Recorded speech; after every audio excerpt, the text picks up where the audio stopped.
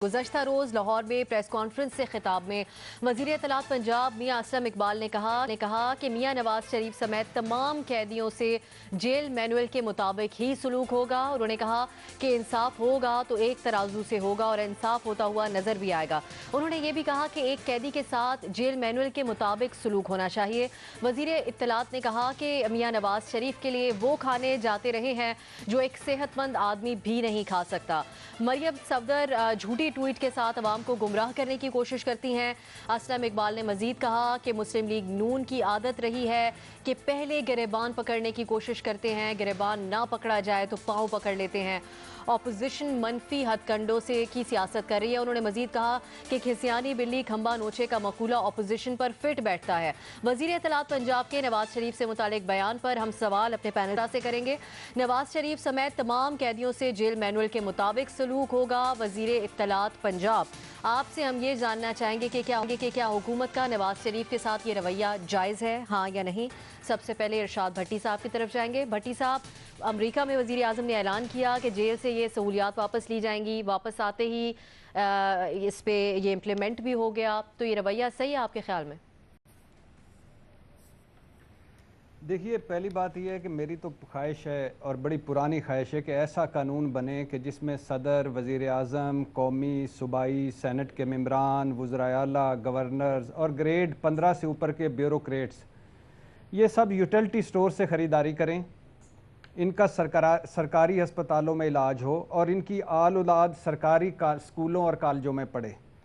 Model courts बने और जो खिलाफ वर्जी हो इनमें, जब तक वो हुकूमत में हो या ओहदे पर हो, जो खिलाफ वर्जी करे उसको फौरी तौर पर सज़ा दी जाए। आप देख लीजिएगा, अगर ये हो जाए तो इस निज़ाम के साथ क्या होगा, जिस निज़ाम को हम फरसुदा कहते हैं उसका क्या बनेगा। जैसे मेरी ये ख्वाहिश है वैसे मेरी ये भी ख्वाहिश है कि ये प्रोडक्शन आर्डर्स कानून ख़त्म होने चाहिए, ये ABCDFGHIJ जेलें ख़त्म होनी चाहिए, ये VIP जेलें ख़त्म होनी चाहिए।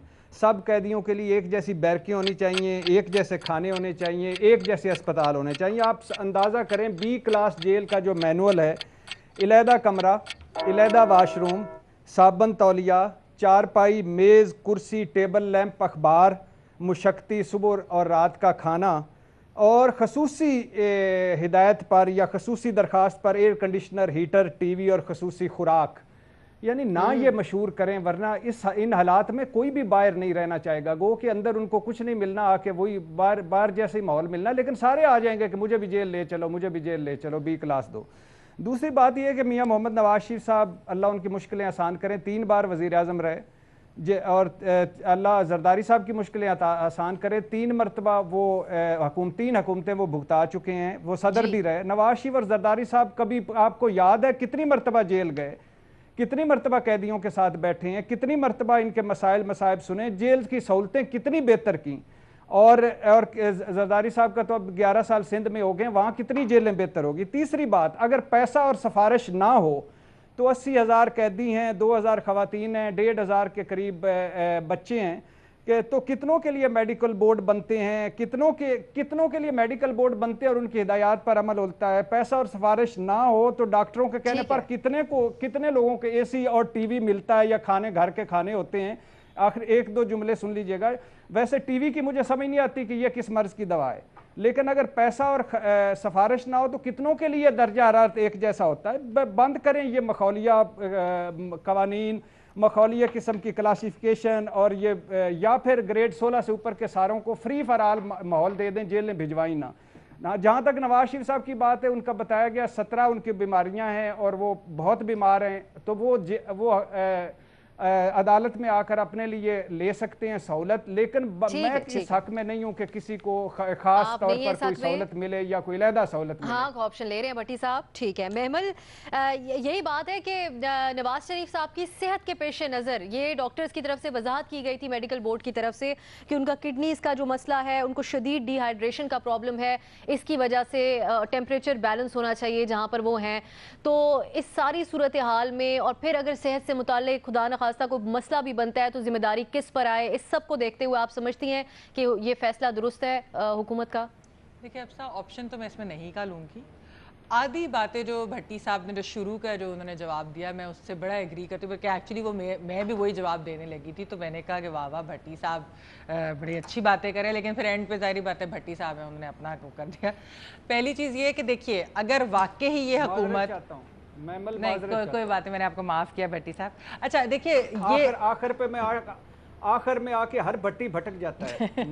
अच्छा देखिए, सियासी तौर पर अफसा ये बहुत पेटी है। ये बात ठीक है कि जेल मैनुअल के अंदर शायद इसकी गुंजाइश ना हो ये खाने की और इस तरह की चीज़ों की, लेकिन अगर तो पीटीआई वाले ये बात कर रहे होते ना, जो भट्टी साहब ने शुरू में बात की कि क्लास की तफरीक नहीं होनी चाहिए, जेल मैनुअल आउटडेटेड है, हम प्रिजन रिफॉर्म्स भी करेंगे, हम आउटडेटेड मैनुअल को भी जो है उसको मॉडर्नाइज करेंगे, क्योंकि ये जाहिर बात है एक जमहूरी रियासत में इनकी कोई जगह नहीं है। और वो कहते हैं कि हम ये A-B-C क्लास ख़त्म कर देते हैं, कोई क्लास के ऊपर अमीर गरीब में फ़र्क नहीं होना चाहिए, कोई तफरीक नहीं होनी चाहिए, साफ़ खाना सबको मिलेगा, अच्छा एक बावकार या डिग्निफाइड, चलो ठीक है किसी न किसी क्राइम में ही कोई अंदर जाता है, लेकिन ये है कि एक उनके भी राइट्स होते हैं ना प्रिजनर्स के, तो वो उनको डिग्निफाइड तरीके से रखा जाएगा, पर्सन स्पेसिफिक बात ना करते, खाली मियाँ साहब की बात ना करते।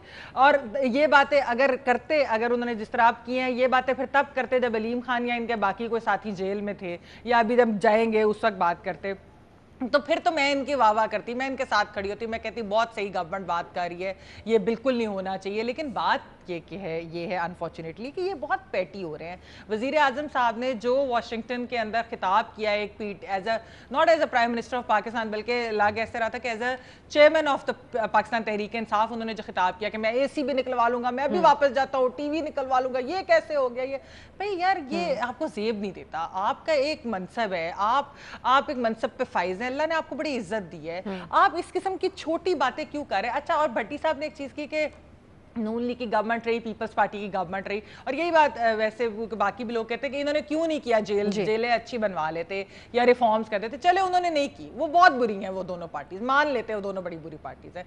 तो पीटीआई तो एक तब्दीली की जमात है ना, ये तो बड़े बड़े दावे करके आई थी ना, ये कर दे चेंज, इन्होंने भी कोई नहीं करना, इन्होंने भी सिर्फ और सिर्फ नवाज शरीफ और जरदारी के ऊपर ही और उन्हीं को कर्ब में लाने ऑपोजिशन वालों को, इनको कोई गर्ज नहीं है कि क्लास की तफरीक है जेल के अंदर या हमने कोई चीज इंप्रूव करनी है, इसलिए मैं नहीं कहूँ ये प्रिजन रिफॉर्म्स। जी, इस बहाने अब देखते हैं कि प्रिजन रिफॉर्म्स के ऊपर बात भी हो जाती है हुकूमत की तरफ से या नहीं। बाबर सत्तार साहब, मेडिकल बोर्ड की तरफ से कहा गया था कि उनको सेहत की उनको AC की सहूलत दी जाए उनकी सेहत के पेश नज़र, तो अब उन्हीं से अप्रूवल लिया जाना चाहिए था मेडिकल बोर्ड से ये AC हटाने के हवाले से भी। देखिए, मुझे नहीं पता कि मेडिकल बोर्ड ने क्या कहा था, लेकिन पहली बात तो ये है कि नवाज शरीफ को अभी जब इनकी कन्विक्शन हुई, जब जेल में डाला रखा, ये तो पीटीआई की गवर्नमेंट के नीचे ही हो रहा है ना। तो पहला सवाल ये बनता है कि ये जो फैसिलिटीज़ दी, ये दी किसने और क्यों दी? क्योंकि इन्हीं के दौरे हुकूमत में हुआ, ये तो नहीं था कि पहले से कहीं सदियों से चलता आ रहा था एक सिलसिला। अच्छा, अगर दी और मेडिकल बोर्ड के कहने के ऊपर दी, तो फिर तो बड़ी सिंपल बात यह है कि अगर कोई हेल्थ की कंपल्शंस हैं, अब उन्हें डेथ सेंटेंस तो नहीं हुआ हुआ ना। एक बंदा है, अगर उसने डायलिसिस करवाना है, आप कहें जी इसे डायलिसिस हर पेशेंट को नहीं हम देना चाहते, या कोई और फैसिलिटी है, किसी को स्किन कैंसर है तो उसके लिए एक अलग से रिक्वायरमेंट्स हैं, एट्सेट्रा एट्सेट्रा। सो अगर आपकी हेल्थ रिक्वायरमेंट्स हैं तो आपकी पनिशमेंट जब आपको जेल में डाला जाता है तो ये मतलब नहीं है कि आपको आपकी ज़िंदगी ख़त्म कर रहे हैं अगर आपको डेथ सेंटेंस नहीं दिया हुआ, या आपके तमाम जो राइट्स हैं वो ख़त्म कर रहे हैं, आपकी फ़िज़िकल लिबर्टी ख़त्म कर देते हैं। और ये बड़ी कन्फ्यूजन है, क्योंकि मीडिया में ये भी बात होती है जी जो कॉन्वेक्ट है उसे बोलने की आज़ादी नहीं है, अगर वो बेल के ऊपर भी है तो आप उसे TV के ऊपर नहीं ले सकते, उसकी बात नहीं सुना सकते। ये किसी कानून में नहीं लिखा हुआ। ये ख्वाहिशात हो सकती हैं एक ऐसे टाइम पे जहां आप ऑपोजिशन के अक्सर लीडर्स को या अक्यूज़ किया हुआ है या आप उनके ऊपर ट्रायल से ला रहे हैं, तो ये आपकी ख्वाहिश हो सकती है कि ऑपोजिशन की ज़ुबानबंदी करने के लिए आप एक नया असूल बनाएं, लेकिन ऐसा असूल अभी तक हमारे कानून में नहीं है। सो अगर तो प्रिजन रिफॉर्म आप करना चाहते थे, कोई आप इंक्वायरी करवा लेते, आप कहते जी हमने एक इंक्वायरी ऑर्डर की है कि प्रिजन मैनुअल किन किन केसेस में नहीं फॉलो हो रहा, या फिर नया प्रिजन मैनुअल आप बनाते, फिर आप कहते कि जी ये कैटेगरीज हैं इसमें प्रिजन मैनुअल नहीं फॉलो हो रहा। एक आपकी ऑपोजिशन आपने की, आपने एक इलेक्शन लड़ा, आपने लोगों को कहा कि मैं इन्हें रुलाऊंगा, मैं इन्हें घसीटूंगा, मैं ये वो करूंगा, उसके बाद आप वजीर आजम बन जाते हैं, मुल्क से बाहर जाते हैं, आप कहते हैं मैं जाते साथ ही सबसे पहला काम तो ये करूंगा ना कि इसका AC और TV लूं, और फिर आप आते हैं और आपकी हुकूमत, आप ही की पार्टी की हुकूमत जो पंजाब में है, वो अब आके कहती है जनाब हम तो कानून के मुताबिक सबको फैसिलिटीज़ देने जा रहे हैं। तो मजाक तो नहीं बनाए ना, आप ना कानून का मजाक बनाएं, ना अपने ओहदे का मजाक बनाएं, अपने मनसब का मजाक बनाएं। ये रिवेंज है, आप बदले लेना चाहते हैं, आप अपने दुश्मन को तंग करना चाहते हैं, तो ये कह के कीजिए, ठीक है। सारे लोग अभी भी आपको जज करेंगे इस बेसिस के ऊपर कि जब आप बुलंदी के ऊपर हो, आपका हाथ ऊंचा हो, तो आप बाकी लोगों के साथ क्या सलूक कर सकते हैं, क्या करते हैं। इससे आपकी इंसानियत का पता चलता है, और पता चल रहा है अभी। लेकिन कानून का मजाक नहीं बनाएं। अगर बनाना है, रिफॉर्म करनी है, तो करें अक्रॉस द बोर्ड। आर्टिकल 25 से तो कोई मना नहीं कर सकता ना। तमाम लोगों को इक्वल प्रोटेक्शन ऑफ लॉ होनी चाहिए, इसमें तो कोई दो राय नहीं है। और इक्वल प्रोटेक्शन ऑफ लॉ के तहत अगर ये बात आती है सामने कि नवाज शरीफ को एसी का इख्तियार नहीं होना चाहिए, ना उनकी मेडिकल रिक्वायरमेंट है, खाली इसलिए दिया हुआ है क्योंकि वो एक एलीट क्लास से आए हैं, तो बिल्कुल नहीं होना चाहिए उनके पास, इसमें कोई दो राय नहीं है। लेकिन यहां पे कोई ये नहीं है कि रूल ऑफ लॉ की पासदारी होने जा रही है, और ये तकलीफ दे बात है।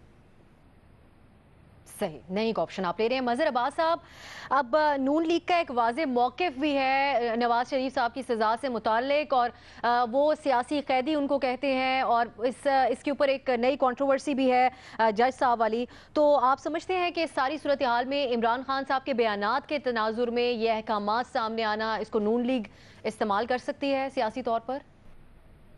नहीं जी, ऑप्शन मैं नहीं कर लूँगा, इसलिए कि हुकूमत का ये काम नहीं है।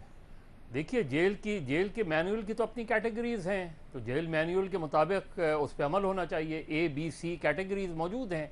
अगर वो ए कैटेगरीज़ को क्वालिफाई करते हैं तो उनको ए कैटेगरी का जो है वो ट्रीटमेंट होना चाहिए। बी कैटेगरी में फॉल करते हैं तो उन्हें बी कैटेगरी का होना चाहिए। सी में करते हैं तो सी कैटेगरी का होना चाहिए। तो जिस तरह अभी बाबर सत्तार साहब कह रहे थे, तो पहले तो एक्शन उनके खिलाफ लेना चाहिए जिन्होंने ये, अगर उससे हट के कोई फैसिलिटीज़ दी हैं तो फिर उनके खिलाफ एक्शन लें। बाकी ये बातें ना किया करें कि कानून सबके लिए बराबर होता है। अगर कानून सबके लिए बराबर होता है तो इस्लामाबाद में भी सेक्शन 144 है और लाहौर में भी सेक्शन 144 है। लाहौर में तो आपने 1000-1500 लोगों के खिलाफ FIR काट ली। इस्लामाबाद में जो रैली निकली उनमें कितनों के खिलाफ FIR कटी है। तो ये तजाद बज़ाहिर खुद नज़र आता है। और अगर लॉ के तहत जाएं तो उसूली तौर पे तो जो SHO का कमरा है उसमें भी AC नहीं होना चाहिए। जो ब्यूरोक्रेट के कमरे हैं उसमें भी ग्रेड्स वो मुकर्रर हैं कि इस ग्रेड के कमरे में हो सकता है, इस ग्रेड में नहीं हो सकता। क्या वो उसको फॉलो किया जाता है? नहीं फॉलो किया जाता। तो ये कहना बड़ा आसान है कि ये कानून के मुताबिक, बिल्कुल कानून के मुताबिक, और हुकूमत का काम क्या होता है, तो फिर ये कहने की क्या ज़रूरत है? ये वज़ीर आज़म इमरान खान ये क्यों कह रहे हैं कि जी AC की फैसिलिटीज़ वापस ली जाएगी? उन्होंने दी क्यों AC की फैसिलिटी? ये किसने दी और क्यों दी? क्या नवाज शरीफ ने कोई तहरीरी दरख्वास्त दी थी उनको कि जी उनको AC की फैसिलिटी दी जाए? क्या तहरीरी तौर पे उन्होंने कोई एक्स्ट्रा ऑर्डिनरी फैसिलिटीज़ मांगी थी? ठीक है, दरख्वास्त दी, आप रिजेक्ट कर देते। अगर फ़र्ज़ करें दरख्वास्त दी भी थी तो इसको सियासी तौर पे देखिए, नीयत बड़ी इंपॉर्टेंट होती है। ये कहने की ज़रूरत नहीं थी। जेल मैनुअल सीधा सीधा है, आप डायरेक्टली लिख देते जेल सुपरिटेंडेंट। अगर आपको यह इल्म होता कि जी एक्स्ट्रा ऑर्डिनरी फैसिलिटी दी जा रही हैं, आप सिंपल सा लिख देते।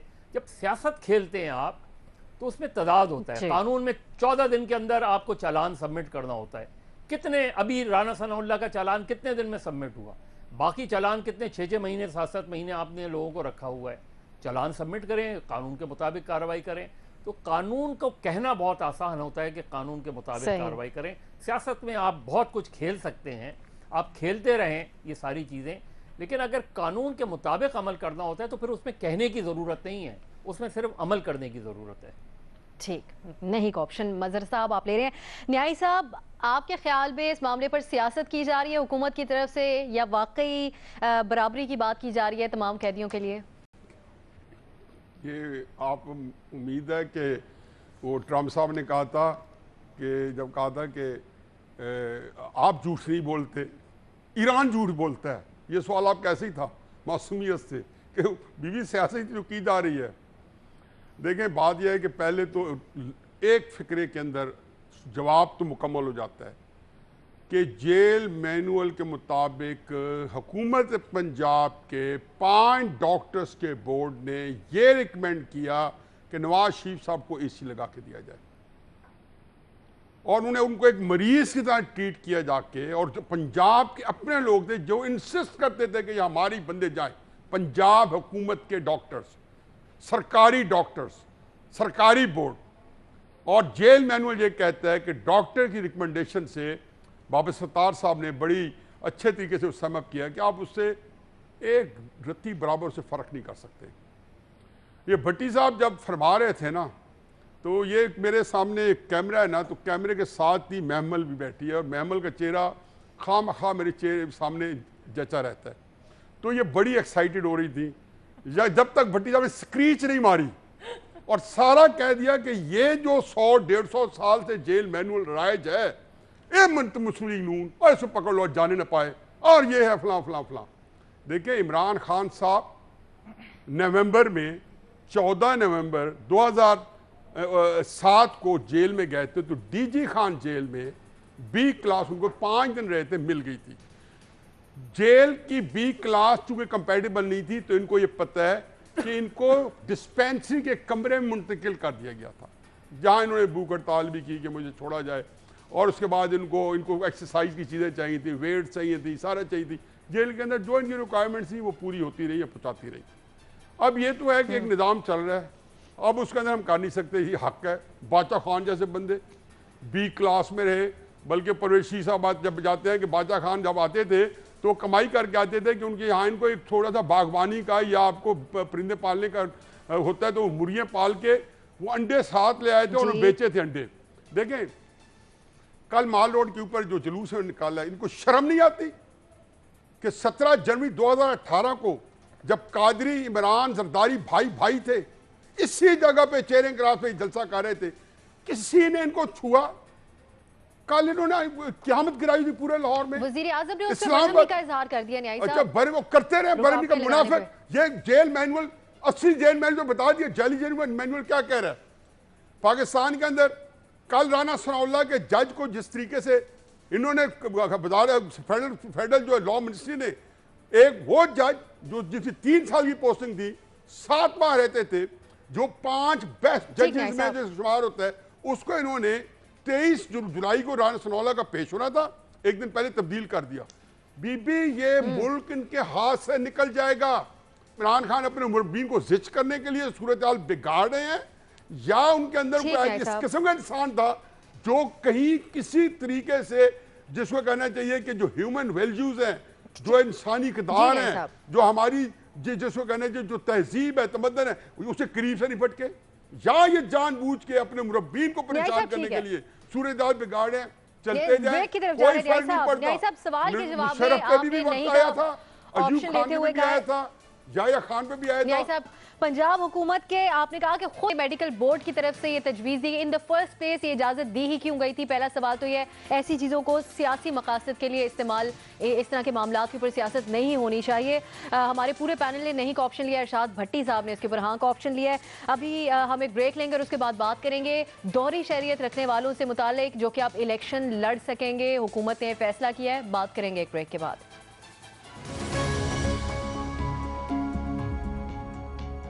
हुकूमत ने दौरी शरीयत के हामिल पाकिस्तानियों को मुल्क के इंतखाबी अमल में भरपूर हिस्सा लेने की इजाज़त देने की बाज़ाब्ता मंजूरी दे दी है। वज़ीर आज़म इमरान खान की सरबराही में होने वाले वफाकी काबीना के इजलास में फैसला किया गया कि बैरून मुल्क मुकीम पाकिस्तानियों को मुल्क के सियासी अमल में शरीक होने का मौका फराहम किया जाना मुल्क के ऐन मफाद में है। इस हवाले से एक कमेटी तश्कील दी गई है, जबकि तमाम ज़रूरी मराहिल बशमूल मुतालिका कवानीन में ज़रूरी तरामीम करने का अमल जल्द शुरू किया। याद रहे वज़ीर आज़म के खुसूसी मुशीरों में बाज़ दौरी शरीयत के हामिल हैं। इसी पर हम सवाल करेंगे अपने पैनल से। सवाल इस तरह से है, हुकूमत का दोहरी शहरियत के हामिल अफराद को इलेक्शन लड़ने की इजाज़त देने का फैसला, क्या ये फैसला दुरुस्त है, हाँ या नहीं?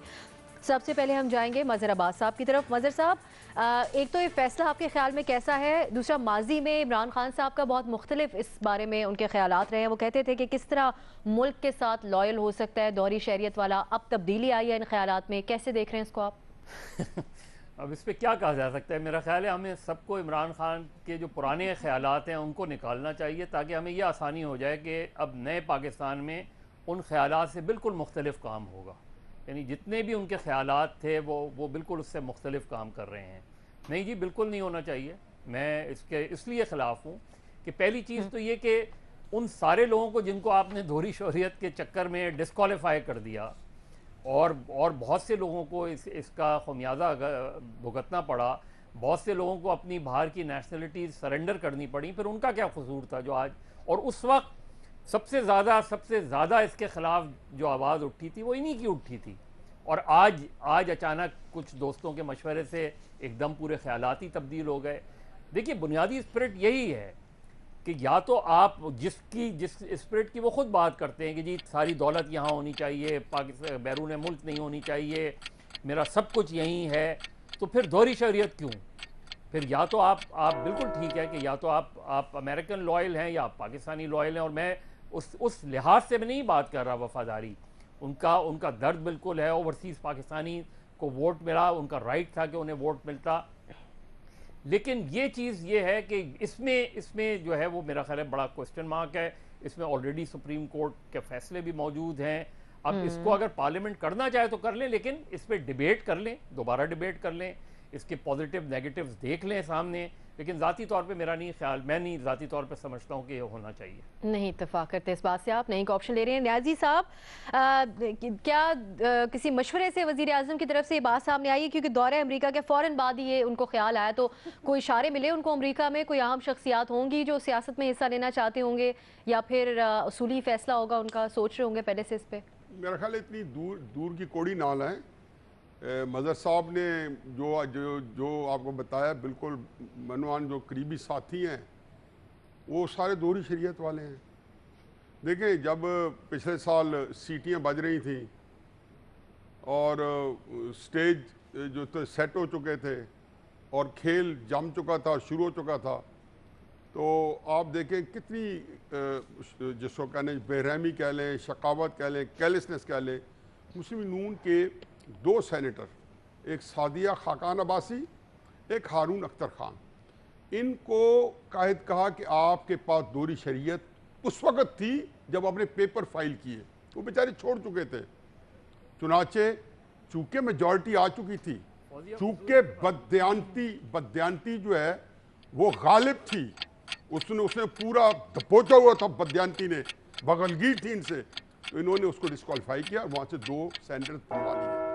उससे पहले 10 आज़ाद सेनेटर थे। अब समझ आइए वो क्यों थे। वो मुझे आज मैं सारा दिन मालूम करता रहा कि ये आज़ाद क्यों है, क्योंकि आपको तो हल्फ उठाने से पहले कोई पार्टी ज्वाइन करनी होती है। तो उस पता चला कि इलेक्शन कमीशन में दरख्वास्त गई और गो में इतने में सजरानी साहब बन गए। इन्होंने कहा जी इनको आज़ाद ही रहेंगे। आज़ाद कैसे बने? नवाज शरीफ ने टिकट साइन किए। टिकट साइन कब किए? जब वो मुस्लिम नून के सदर थे। जो सुप्रीम कोर्ट ने फैसला किया और फैसले को नाफिज किया, जो पहली दफा वो सुप्रीम कोर्ट के 17 जजेस का एक फैसला है। बाबरस्तार साहब जो है वो मुझे हमारी हेल्प करेंगे कि आप पीछे वो जाके फैसला इंप्लीमेंट नहीं कर सकते। ये सुप्रीम कोर्ट ने साकिब निसार साहब ने जो कमाल मुहारतें दिखाई, वहां पे उन पे नाफिज किया, उनके टिकट कैंसिल कर दिए कि नवाज शरीफ के सिग्नेचर के साथ है और हम इनको कैंसिल कर चुके हैं। फिर यहाँ पे खत्म नहीं हुई, उन्होंने 5 मिनट की बात थी ना कि आप जाएं नए साइन करा के दे दें। उन्होंने कहा नहीं नए भी नहीं देंगे। आज पता चला वो क्यों आज़ाद करा रहे थे। आज भी उनके काम वो आज़ाद ना आए, ना वो सादिया अब्बासी से खाकान अब्बासी से छीनी सीट, ना हारून अख्तर से मुस्लिम लीग नून की छीनी सीट, वो काम आई। ये जितने इनके जो है ना ये 2 शहरी थे, इसी के ऊपर अल्लाह ताला ने इनको जलील करना है। ये समझ रहे हैं कि दुनिया अहमक है। खुदा को है कि मियाँ वाली के दूर दराज के 80-90 किलोमीटर देहातों के अंदर लोगों को यही पता है कि कौन से लीडर ने रैली निकाली, कौन सा जलसा किया, क्या बात की और टीवी ने नहीं दिखाई। उनको यही पता है कि जी सेनेट में क्या हो रहा है, क्या हॉस्टेज होगी। वो लोग जिन्होंने करीब तरीन जो छोटा टाउन है उसकी शक्ल नहीं देखी हुई, ये आप पाकिस्तान की इस कौम को आप बेवकूफ समझते रहे और इसी में आपकी जिसको कहना चाहिए कि शुतुरमुर्ग की तरह आप रेत में दबाए रहे जब तक कि क़यामत आपके सर पे टूट ना पड़े। नई का ऑप्शन ले रहे हैं, कह रहे हैं आसपास जो लोग हैं, उनके मौजूद हैं दौरी शहरी तो उनको बचाने के लिए भी किया जा रहा है। बाबर सत्तार साहब, बाबर, ठीक, बाबर सत्तार साहब, लेकिन काफ़ी हम देखते हैं कॉम्पिटेंट शख्सियात होती हैं जिनको, जो इसलिए भी मुल्की सियासत में नहीं हिस्सा लेते कि उनको गिव अप करनी पड़ेगी अपनी फॉरेन नेशनैलिटी। तो उस हिसाब से आप समझते हैं कि अच्छा इकदाम हो सकता है, एक रुकावट है, कुछ बेहतर लोग जो मुल्क के लिए कुछ करना चाहते हैं वो हिस्सा ले सकें? देखिए, पीटीआई की हिपोक्रेसी अपनी जगह पे कि पहले वो क्या कहते थे अभी क्या कहते हैं। मेरा हमेशा से ये व्यू है कि ये जो 62 और 63 की इंटरप्रिटेशन की है, और ये हमेशा से ये नहीं थी, ये इफ्तिखार चौधरी साहब के ज़माने में अचानक ये बात सामने आई थी और उस वक्त भी पॉलिटिकल क्लास को मिलाइन किया जा रहा था। दूसरी दफ़ा फिर साकिब निसार साहब ने इस मसले को उठा लिया और उन्होंने तो कहा कि हम ब्यूरोक्रेसी को भी देखेंगे, बाकी किसी के बारे में कोई ख़ास फैसला नहीं किया। लेकिन वो जिस तरह अभी एक्सप्लेन कर रहे थे न्याजी साहब, लेकिन सेनेट के इलेक्शन से पहले 6 लोगों को रोक दिया कि वो वोट नहीं डालेंगे सेनेट के इलेक्शन में। सो ये पॉलिटिकल पर्पसेस के लिए हमने इस चीज़ का इस्तेमाल किया है। लेकिन पहली बात तो ये कि हुकूमत खुद फैसला नहीं कर सकती, अब आईनी तरमीम करनी पड़ेगी आर्टिकल 62-63 में, अगर आपने डुअल नेशनल्स को राइट देना कि वो आके पार्लियामेंट में बैठें। लेकिन मेरा ख्याल है कि इसके ऊपर डिबेट होनी चाहिए। जब इस तरह की कदगनें लगाई जा रही थी दुनिया में, तो उस वक्त हमारा जो सिटीजनशिप का एक्ट था वो ये भी कहता था कि आप किसी और मुल्क की शहरियत ले ही नहीं सकते, आपकी शहरियत कैंसिल हो जाएगी। 1900 मेरा ख्याल है 1951 का जो कानून था। देखिए, उस वक्त डीकॉलोनाइजेशन हो रही थी, उस वक्त नए मुल्क बन रहे थे, उस वक्त एक बड़ी सेंसिटिविटी थी कि आपने मुल्क की नेशनैलिटी ली है, क्या आप मुल्क के साथ लॉयल हैं, क्योंकि नेशनल आइडेंटिटीज़ चेंज हो रही थी। अब उसके बाद दुनिया बड़ी छोटी सी जगह बन गई है, आप जहाज़ पे बैठते हैं, यहाँ चले जाते हैं, वहाँ चले जाते हैं। EU के अंदर हमने देखा, लेकिन एक काउंटर उसका आ रहा है, जिस तरह से हमने ब्रेग्जिट वाली चीज़ देखी है, जिस तरह हम अमेरिका में देख रहे हैं कि आप नेशनल आइडेंटिटी के ऊपर दोबारा से लोग कॉन्शियस हो रहे हैं। लेकिन मेरा ख्याल है कि ये जो रुझान है सारी दुनिया का, ये रुझान ठीक नहीं है और ये नहीं चलेगा, बिकॉज आप लोगों को नेशनल बाउंड्रीज के बेसिस के ऊपर अब नहीं रोक सकते।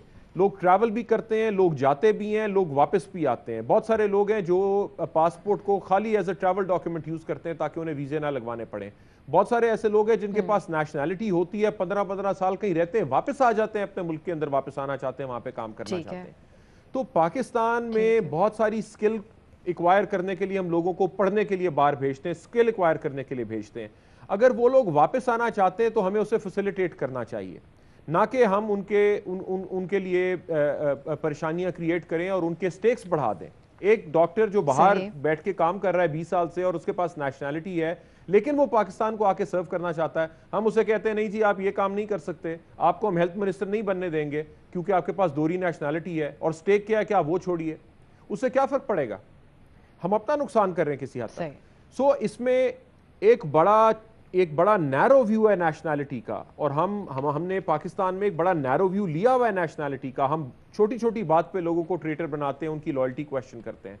मेरा ख्याल है एक बड़े पहराए में इसे देखने की बात है और इसके ऊपर जरूर नेशनल असेंबली में, पार्लियामेंट में किसी स्टेज के ऊपर डिबेट होनी चाहिए कि इसका ज्यादा फायदा है जो अभी हमने तशरीह कर रखी है आइन की, या नुकसान है।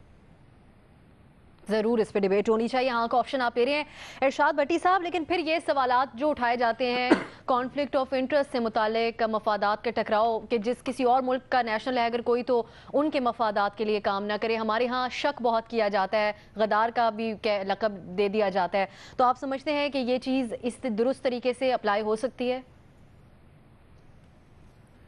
देखिए, पहली बात तो ये है कि जब आप बात करते हैं कि वो इमरान खान ने कहा और आज इमरान खान क्या कर रहा है, वो इमरान खान कह चुका था आज क्या कर रहा है, तो हम क्यों नहीं समझते कि वो पुराना इमरान खान था, वो पुराना पाकिस्तान था, ये नया इमरान खान है, ये नया पाकिस्तान है।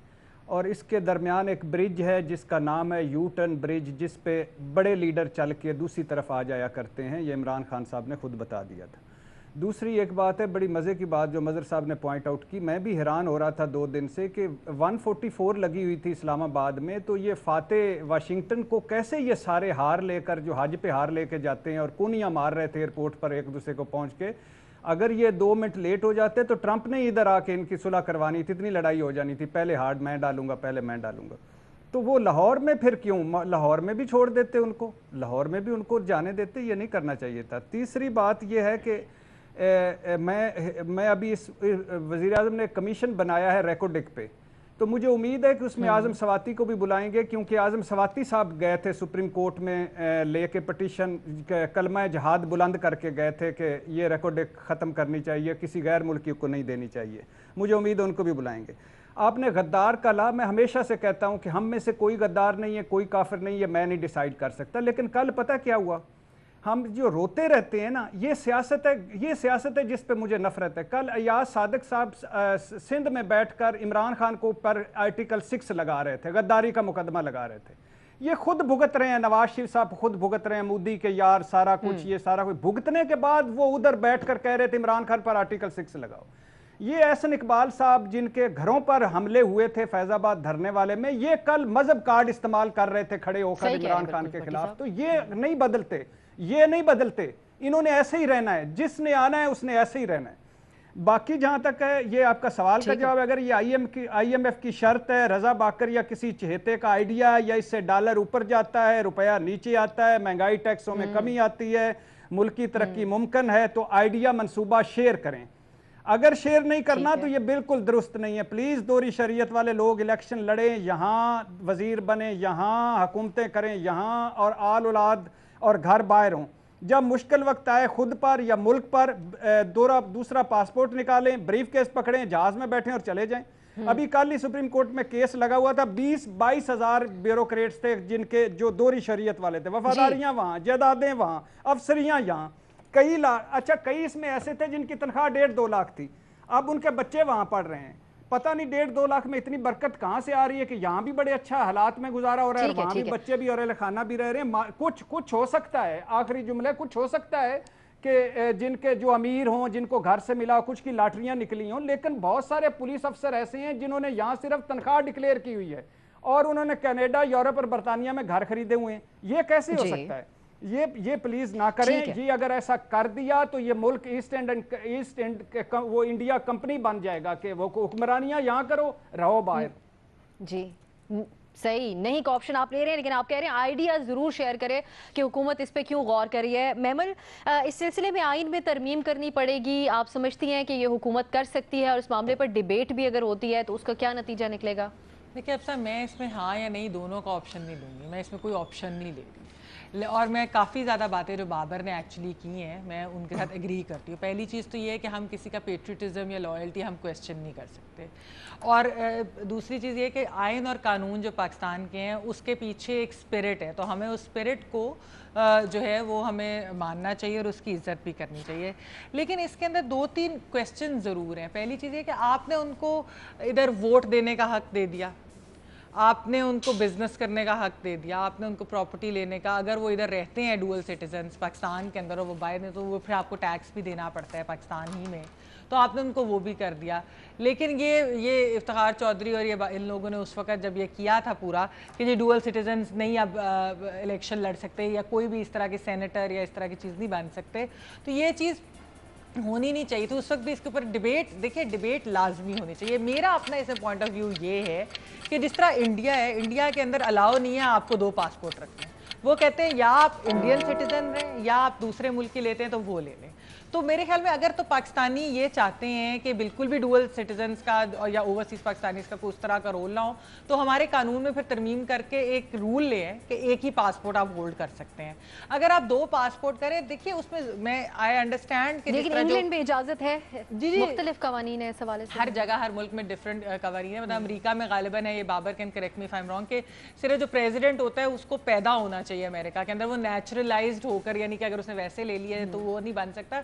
इस तरह के हर जगह पे डिफरेंट कानून है। लेकिन मेरा ये कि हाँ, यहाँ पे लोग इस चीज़ पे ज़रूर आर्ग्यू करते हैं, और वैसे मैं भी कुछ इस बात से थोड़ा सा मुझे है एग्रीमेंट कि अगर आपके पाकिस्तान में स्टेक्स नहीं है, फ़र्ज़ करें आप आए हैं, आपने इलेक्शन लड़ा, आप जीत गए, 5 साल के लिए रहे, अगला इलेक्शन आपने लड़ा, इलेक्शन आप हार गए, आप वापस चले जाते हो, फिर आते ही नहीं, आपके स्टेक्स नहीं है। मतलब ये देखिए, मोइन कुरैशी साहब आए थे, शौकत अजीज साहब आए थे, अब तो वो पाकिस्तान में नहीं है, उनके स्टेक्स नहीं थे।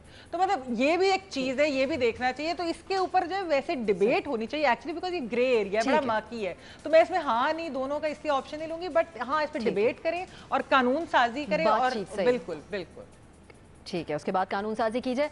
इस पे 3 नहीं के ऑप्शन सामने, हाँ मेमल ने को बाकायदा ऑप्शन नहीं लिया, लेकिन बाबर साहब की बहुत सी बातों से इत्तेफाक किया है। अभी एक ब्रेक लेंगे और बात करेंगे फिरदौस आशिक अवान और फवाद चौधरी किस मामले पर आमने सामने आ गए हैं, बात करेंगे एक ब्रेक के बाद। वज़ीर आज़म की मुआवने खुसूसी बराए इत्तलात फिरदौस आशिक अवान और मौजूदा वज़ीर science and technology Fawad Chaudhry एक बार फिर आमने सामने आ गए हैं। फिरदौस आशिक अवान ने कहा कि सब जानते हैं कि फवाद चौधरी साहब क्यों पार्टी पॉलिसी और वज़ीर आज़म के विजन से हट कर गुफ्तगू कर रहे हैं। एक इंटरव्यू में फिरदौस आशिक अवान ने कहा कि फवाद चौधरी के दर्द का भी सबको इल्म है। इससे पहले फवाद चौधरी ने शिकवा किया था कि अहम फैसले हो जाते हैं लेकिन पता ही नहीं चलता। उनका कहना था कि उनकी साबिका वजारत में गैर मुंतखब अफराद की मुदाखलत थी। फवाद चौधरी के इस बयान पर फिरदौस आशिक अवान का रद्द-ए-अमल सामने आया। उन्होंने कहा कि फवाद चौधरी का अपना नुक्ता नज़र है जिससे वो इत्तेफाक नहीं करती। इस सारे मामले पर हम सवाल करेंगे अपने पैनल से और हमारा सवाल कुछ इस तरह से है। आशिक अवान और फवाद चौधरी एक बार फिर आमने सामने आ गए। क्या तहरीक इंसाफ की अहम रहनुमाओं के इख्तलाफात वज़ीर आज़म के लिए नई मुश्किल पैदा करेंगे, हाँ या नहीं? सबसे पहले इरशाद भट्टी साहब की तरफ जाएंगे। क्या समझते हैं भट्टी साहब आप? देखिए, 3 गिरोह हैं पार्टी में, 5 धड़े हैं पंजाब में, 3 धड़ेबंदियां हैं KPK में, 2 ग्रुप हैं सेनेट में, 5 अलहदा 1.5 इंच की मस्जिदें हैं वफाकी कबीना में, 3 बड़े ग्रुप हैं ब्यूरोक्रेसी में। अगर कायदे इनकलाब को इनसे कोई मुश्किल नहीं है तो डॉक्टर साहिबा और चौधरी साहब के चंद बयानात से भी कोई मुश्किल नहीं होती। मुझे लगता है कि कायदे इनकलाब ये हेल्दी कंपटीशन खुद शुरू करवाते हैं, इंजॉय करते हैं और फिर उसके बाद उनकी ख्वाहिश होती है कि ये इसी तरह काम चलता रहे। मेमल, आप इत्तेफाक करती हैं कि इस तरह की ये हेल्दी फाइट्स को एंजॉय किया जाता है कायदे इनकलाब की तरफ से? देखिए अब इसमें ऑप्शन तो मैं नहीं का लूँगी और हाँ ये बात दुरुस्त है। ये बहुत सारे लोग PTI में कहते हैं कि इमरान खान साहब को बड़ा मज़ा आता है कि अगर उनके दो धड़ेबंदी और कोई आपस में लड़ रहे हो। लेकिन खैर इसके अंदर मेरे ख्याल में फवाद चौधरी साहब, वैसे मैं कहूँगी कि फवाद चौधरी साहब बिल्कुल ठीक है। और आज वैसे उन्होंने जो ट्वीट किया है कि PM ने कहा है कि वो पता कर रहे हैं कि अपोजिशन के क्यों रोड ब्लॉक्स लगाए थे और करने दो इनको जो ये करना चाहते हैं। तो मेरे ख्याल में कि फिरदौस साहिबा का तो नहीं उन्होंने बात मानी, उन्होंने फवाद की बात काफ़ी हद तक मानी है। और दूसरा ये कि फवाद चौधरी साहब ने तो मीडिया के ऊपर भी जो बैन है ये सारी चीज़ों के इनकी रैलीज दिखाने पे, उन्होंने तो उसकी भी मुखालफत की। तो आई होप कि वज़ीर आज़म साहब उनकी ये बात भी सुन लें, क्योंकि फवाद चौधरी इस केस में he is on the right side of history. वो सेंसरशिप और इन सब के बिल्कुल खिलाफ है और बिल्कुल वो ठीक बात करे। फिरदौस साहबा तो जो है ना, उनको तो समझ नहीं आती वो क्या बात कर रही हैं। जो मेरे ख्याल में उनको लगता है कि जो पॉपुलर है, और फवाद को वो इसलिए हिट कर रही है because she has failed as an information minister. और Fawad as a information minister बहुत कामयाब इंसान थे और वो एज ए साइंस मिनिस्टर उससे भी ज़्यादा कामयाब है। जेलसी तो नहीं है उन दोनों के दरमियान? मज़हर अब्बास साहब, इख्तिलाफ राय, मज़हर अब्बास साहब, इख्तिलाफ राय बर्दाश्त करना चाहिए फिरदौस आशिक अवान साहिबा को? बहुत उन्होंने डायरेक्ट उनको कमेंट किया है फवाद चौधरी साहब के ऊपर कि उनको क्या मसला है, सबको इल्म है इसका। जब ऊपर ही इख्तिलाफ राय बर्दाश्त नहीं किया जा रहा तो नीचे कैसे बर्दाश्त किया जाएगा? ये बात तो ऊपर से आती है कि आप किस हद तक तनकीद बर्दाश्त कर सकते हैं। तो मेरा ख्याल है ऊपर से अगर चीज़ें आएँ कि जी ठीक है तनकीद करने दें, क्या फ़र्क पड़ता है, तनकीद करने दें, कोई तो वो बात दुरुस्त हो जाएगी। अब फवाद चौधरी साहब इस वक्त तो ये बात कह रहे हैं, लेकिन जो मीडिया रेगुलेटरी अथॉरिटी वो बनाने जा रहे थे तो वो तो और ज़्यादा सख्ती करने जा रहे थे चीज़ों को। तो वो मुझे नहीं पता। फिरदौस आशिक अवान साहिबा के साथ एक बड़ा क्राइसिस ये है कि वो इलेक्टेड नहीं है और इसलिए उनको हर रोज़ प्रेस कॉन्फ्रेंस करनी पड़ती है, इसलिए उन्हें हर वक्त जो है वो कोई ना कोई गवर्नमेंट का मौक़िफ़ जो है वो उन्हें उसको सामने लाना पड़ता है, अपोजिशन को आड़े हाथों लेना पड़ता है। बहुत सी चीज़ों पे हो सकता है कि वो ज़ाती तौर पे नहीं समझती हों कि ऐसा करना चाहिए, लेकिन वो करती हैं इसलिए कि उन्होंने हुकूमत का माइंड सेट है। पंजाब में क्या हो रहा है, पंजाब में क्यों शमशान बुखारी को हटा दिया गया? इसलिए हटा दिया गया कि वो सॉफ्ट स्पोकन थे, सॉफ्ट तरीके से बात करते थे, तो सॉफ्ट लोग नहीं पसंद हैं, उन्हें पसंद है। अभी ये जो मौजूदा आए हैं पंजाब में, ये भी मुझे नहीं लगता ज़्यादा अरसे रहेंगे। उसकी वजह ये कि इनका भी लहजा जो है वो बड़ा सॉफ्ट है, उन्हें चाहिए फयाज़ुल हसन चौहान टाइप की चीज़। तो हो सकता है कि फिरदौस आशिक अवान साहिबा उस चक्कर में कि वो बहुत ज़्यादा एक तो अनइलेक्टेड है, एक साइकोलॉजिकल प्रॉब्लम वो है, उनको प्रेशर है और इस प्रेशर में वो जाके बहुत ज़्यादा आगे जा रही हैं। फवाद चौधरी ने उसूली बात ठीक की है, लेकिन प्रॉब्लम वहीं आती है उसूली तौर पर ठीक बात की फवाद चौधरी साहब को भी उस डोमेन में नहीं जाना चाहिए जो डोमेन फिरदौस आशिक अवान साहिबा का है। नई एक ऑप्शन मज़ साहब आप ले रहे हैं। बाबर साहब, कुछ चीज़ों पर जो ख्यालात सामने आ रहे हैं फवाद चौधरी साहब की, यही तो नहीं वजह थी उनको हटा दिए जाने की, और ऑप्शन क्या लेंगे आप? देखिए, फवाद चौधरी हमारे दोस्त हैं, मैं तो ऑब्जेक्टिव नहीं हूँ, लेकिन मैं खाली दो बातें करूँगा। पहली बात तो ये कि किसी ना किसी हद तक फवाद चौधरी ने कुछ पोजीशंस ऐसी ली हैं जो मुश्किल पोजीशंस है इस मुल्क में लेना, जो थोड़ी सी रिफॉर्म की बात की है, रिलीजियस बिगेटरी की बात की है, ये मुश्किल काम है करने वाले, उन्होंने किए हैं। आतिफ मियाँ के ऊपर उन्होंने ली थी पोजीशन, बाद में उनकी हुकूमत ने उन्हें बैक नहीं किया, ये जो कैलेंडर बना रहे थे, सो ये प्रोग्रेसिव चीज़ें हैं। सो इस पर्सपेक्टिव से मुझे लगता है कि फवाद फिर भी कोई ठीक बातें करते हैं, लहजा उनका होगा, लोग बड़ा उनके साथ डिसएग्री भी करते हैं। जहाँ तक फिरदौस आशिक साहिबा की बात है, मैंने तो उनके मुंह से कभी कोई फहम व फरासत वाली बात नहीं सुनी। उन्हें क्यों यहाँ पे लगाया गया है, क्यों रखा हुआ है, ये मेरी समझ से बाहर है। इसी वजह से ठीक है, न्यायी साहब क्या समझते हैं आप? वैसे तो इतनी जामे तरीके से मज़हर साहब, महमल और बाबर साहब ने बातें की हैं, मेरी सारी वो बातें ले ली हैं।